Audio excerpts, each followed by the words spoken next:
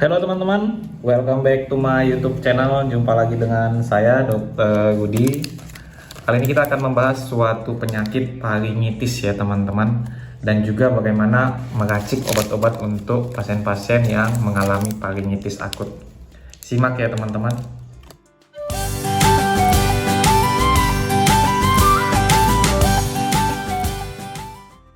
Jadi teman-teman, faringitis akut itu merupakan suatu infeksi faring atau rongga tenggorokan yang biasanya juga bersamaan dengan infeksi tonsil, makanya sering disebut tonsilofaringitis.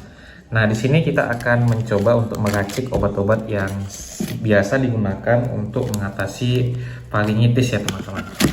Jadi yang pertama, obat yang diperlukan untuk infeksi faringitis, karena namanya faringitis atau infeksi faring, maka dibutuhkan antibiotik. Nah, biasanya infeksi faring itu karena bakteri. Nah, bakteri kita tidak tahu penyebabnya, jadi kita biasa menggunakan antibiotik spektrum luas.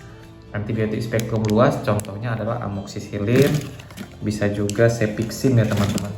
Cefixim, amoxicillin, azithromycin pun bisa juga ya teman-teman.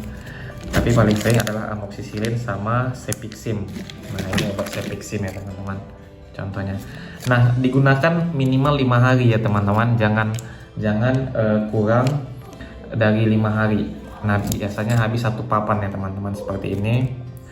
Nah, meskipun gejalanya mereda, tetapi obat antibiotik harus dihabiskan selama 5 hari. Nah, kemudian yang kedua, karena infeksi biasanya pasien itu akan mengalami demam. Nah, obat demam yang kita gunakan contohnya adalah paracetamol. Paracetamol ini selain obat demam bisa juga digunakan untuk mengatasi nyeri pada tenggorokan ya teman-teman. Nah, contohnya seperti ini. Kemudian obat ini bisa digunakan 3 kali sehari ya teman-teman. Kemudian kita juga, jadi tadi paracetamol ya teman-teman 3 kali sehari setelah makan. Kemudian kita butuh obat batuk ya teman-teman. Obat batuk contohnya obatnya adalah acetylcysteine.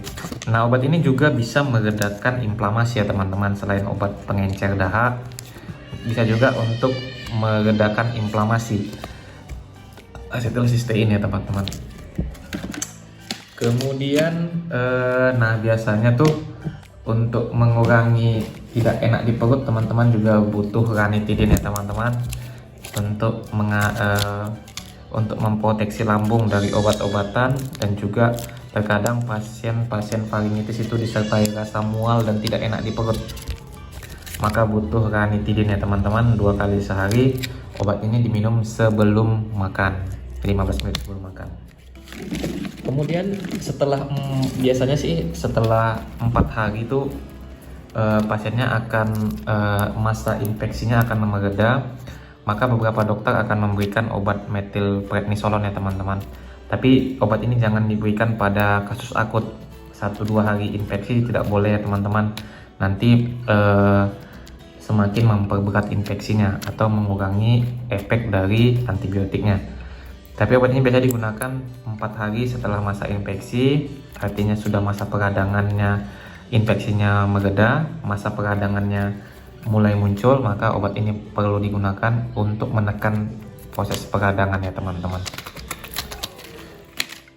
Kemudian butuh vitamin juga, J-Capit ya teman-teman, untuk meningkatkan daya tahan tubuh. Obat ini bisa digunakan untuk meningkatkan daya tahan tubuh ya teman-teman, J-Capit. Nah, biasanya buat faringitis ini tidak perlu dirawat ya teman-teman, cukup ke puskesmas atau paskes tingkat 1 biasanya sudah tuntas. Tetapi jika dibarengi dengan tonsilitis dan kambuhnya itu sering tonsilnya, maka perlu dirujuk ke dokter PHT untuk penanganan lebih lanjut ya teman-teman.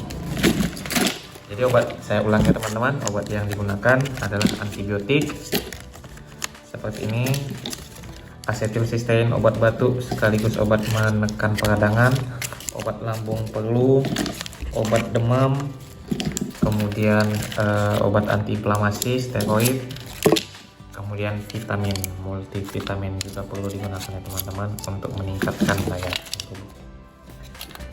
Oke teman-teman, cukup sekian informasi singkat saya tentang obat vagingitis. Jangan lupa untuk like, komen, dan subscribe, serta bagikan bagi teman-teman yang membutuhkan informasi tentang informasi ini. Terima kasih teman-teman, salam sehat.